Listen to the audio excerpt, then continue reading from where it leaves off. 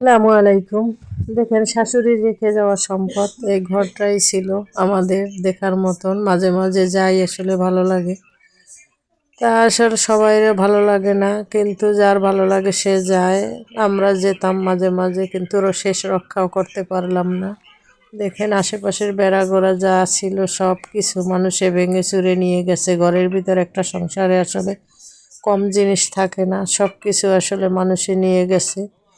আর এরা নিয়ে নিয়ে আর ভাত রান্না করে খাইছে। দেখেন, এখন খুঁটি কাটা দাঁড়িয়ে আছে।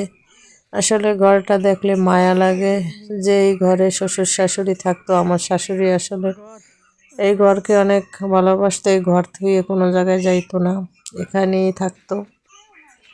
সংসারে আসলে সব কিছু ছিল, সব এখন দেখেন নাই। মানুষটা হয়তো নেই, জিনিসপাতি সবই ছিল, সব মানুষের লুটে পিটে নিয়ে গেছে।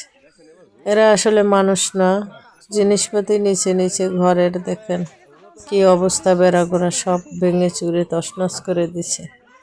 আসলে কি বলবো, আমরা নিজেরাই আসলে একতা নাই। একতা থাকলে হয়তো এমন হতো না।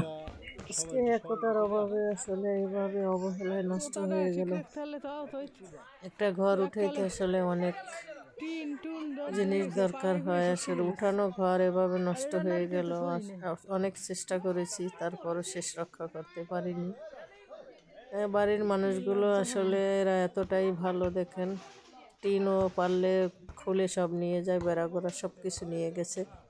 এখন মাটি টুক আছে, এটুকু পারলে সালাইয়ে সব নিয়ে যাবে এরা, এমন অবস্থা।